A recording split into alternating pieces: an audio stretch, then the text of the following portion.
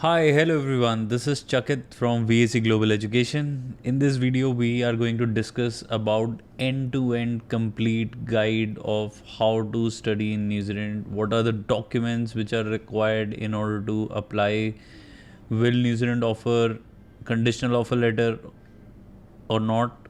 And also we are going to discuss if the gap is accepted in New Zealand or not, what are the funds which are required in order to do the application. Then we are going to discuss about the percentage requirement, the backlogs, and the funds. So each and everything we are going to discuss in this video. So watch this video till the end so that you get the complete information. So let's start with the application requirement. So first of all, how the process works is, let me explain you that. So the process works is that first you need to apply for the university for the admission. So पहले आप admission के लिए apply करोगे, then the whole process will begin. Now the first step towards applying to the university is that you need to have your educational documents like your 10th, your 12th. If you are a graduate, then all mark sheets of your graduation, your degree, and then we would need your passport front and back page and a CV, which is a detailed version of your academics, your work experience. If you have work experience, then keep those documents handy, which we don't require at the time of the application, but for the visa process those are required. And then the IELTS. So if you are going for a bachelor's program, then you don't need your work experience documents if you don't have the work experience. But if you have, let's suppose there is a gap between your class 12th and now you are applying after 2 years of gap, and if you have worked somewhere, then you can use those documents for your work experience documents. Now next point is that once you have got the offer letter, there are two type of offer letter which you can apply: conditional and unconditional offer letter. So conditional offer letters are those if you do not meet any of these entry requirements, like your IELTS, you have not taken the IELTS yet, or your degree is pending, then you can also apply for a conditional offer letter. Once the conditional offer letter is issued, there will be time within which you would have to submit your IELTS as well as the remaining documents if there are any. So New Zealand offer this facility that you can apply for a conditional offer letter, and there is no application fees for the conditional offer letter as well as for unconditional offer letter. So there is no application fees what you need to pay. So that is your first step. Now once you have got the offer letter, now we will take this towards the visa stage. Now how does that works is that New Zealand do not require you to pay your tuition fees upfront like Canada, Australia, or like a minimum deposit which you need to pay for UK. So all the payments is done after you have got the AIP, which is approval in principle. So immigration will go through all those documents, all the funding, your medical, PCC, everything they will go through, and then they will issue the AIP, and then you would need to transfer your fees. So that is a very huge positive point, that your money will not get stuck and you will have your visa approved, and then you will be paying the fees. So that comes on a later part. But to get the offer letter, to get the approval from the immigration, you would need to have your there are few documents which you require. One is your medical, which will be a chest x-ray in terms of for the student. Then there will be PCC, which is police clearance certificate. Then it's your SOP, and then it's your rest of your work experience and financial documents. So let me explain you how. So these pretty much, the medical PCC is a straightforward process that you take an appointment, you visit the passport office, get your PCC. And for medical, there are panel doctors which has been assigned by Immigration New Zealand, through which you will get your PCC done. Now what is the important point is your SOP. So SOP is your mirror image in which you explain the visa officer like what your family background is, why you are doing this course, why you have chosen this university, and what are your future plans. So everything has to be synced. If there is any gap which is for like 6 months, 1 year, then you need to explain that gap, that why this gap is there. Were you changing the jobs in between? You were not able to find a good job, and that is the reason that why you want to do this course now, so that you would be able to upgrade your skills. So everything has to be aligned in a manner so that you would be able to justify your gap in a proper manner. So that is one thing. Now all these things will be done in a sequence. So your university application will be done first, then your medical PCC can be done simultaneously, SOP will have to write it down for you, and then the documents. So your all the work experience documents, right from your appointment letter, joining letter, if there is any promotion you have got, then that letter, your salary slips, your bank statement, everything has to be documented. So this is how the New Zealand visa is applied.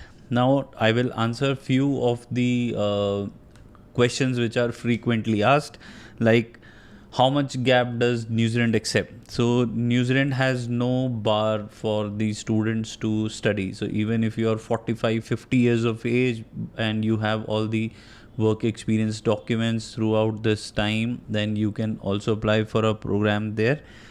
The IELTS requirement. So IELTS, if I talk about at the application stage, you can do your application without IELTS also. You can apply for a conditional offer letter. Apart from that, the IELTS requirement for master's program is 6.5, not less than 6. For UG, it's overall 6, not less than 5.5. That is a standard requirement. Now, apart from these requirement, if you are a recent graduate where you have done your graduation from a Section 1 university in India, then you can get an IELTS waiver also if your percentage is more than 60% and it's in the last 5 years from a Section 1 university, then you can apply for an IELTS waiver also.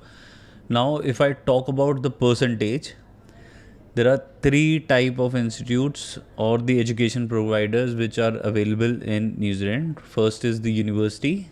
So there are 8 universities: AUT, Massey, University of Auckland, then we have Waikato, Lincoln, Canterbury, Otago and Victoria. So all these universities, the minimum requirement for a master's program is 60.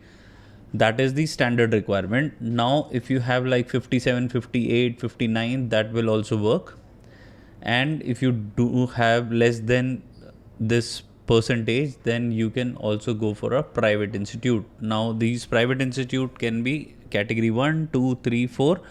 So we'll try and give you a private institute which is category 1. So all these universities which I just mentioned, they all are category 1. Same goes for the private colleges also. These are also categorized in category 1, 2, 3, 4. So we'll get you a category 1 college if you have percentage which is less than 60%. Now same goes for the backlog. If you have high backlogs, New Zealand will give you the offer letter. So backlog is not the concern. Even the extended degree is not the concern. Or if you have done your education through open schooling, that is also not a concern. That also can be taken care of. New Zealand do not have any criteria where you don't need where they are specific about that you will not get the offer letter if you have done the graduation from an open board or open schooling, like for your class 12th. So that is also sorted. The only important major point what you need to take care of is your funds. So as long as you are sorted with your funds, the probability of your getting the visa is very, very high. So now let me explain you how the funding works for New Zealand. So for New Zealand, if your profile is good in the terms of you have good percentage, you're going to a university for a course which is in demand, then even if you have like 3 months old funds, that is also fine. So when I talk about old funds, those funds needs to be 3 months old at the time of visa application. So for example, you are applying for a July 24 intake, which is almost 7-8 months down the line from now. So if you will keep the funds now in your account, then you would be able to use those funds after 3 months. So as per immigration, as per the Education New Zealand website, you are advised to file your visa at least 4 months in advance, so that you would be able to plan your studies, you will be able to get your visa on time, you can make the travel arrangements, all those things. So if you will make sure that your funds are 3 months old, then your process will be very, very smooth. Generally, if your percentage is low, if your backlogs are high and you're not meeting the IELTS requirement, you're going for a English language test there in New Zealand, where you'll be studying for English, then the this funds requirement goes up to 6 months. But if you are from a wealthy family, you have got the funds ready, then even 3 months funds are okay to go. So this was all about the process, where everything is so smooth. If you have gap, you have low percentage, if you have got backlogs, funds, everything can be managed if you have got the right consultant to help you with the entire process. So if you are looking forward to apply for New Zealand and you have got questions, then do write it in the comment section, or there is a link given in the description. Just click that link, get in touch with us, and I can speak to you one on one, so that I would be able to help you with the process, and I can guide you like what university you can get, what course you can get, if that is in the skill shortage list or not, or how you can utilize your Indian studies and how you will be able to take them to the next level, where you can get a high paying job in New Zealand, so that later on you can get a PR also. So I'm sure you must have a lot of questions. So get in touch with us and we'll make sure that you reach New Zealand for the coming intakes. If you have any question, like I said, write it in the comment section, or if you want to speak to us, then there is a link given in the description. Click that link, get in touch with us, and we will make sure that we'll speak to you and solve all your queries. So thank you for watching this video. If you have liked this video, then hit the like button, share it with your friends and family, and subscribe to VSE. We shall see you in our next video. Till then, you guys take care of yourself. Bye bye.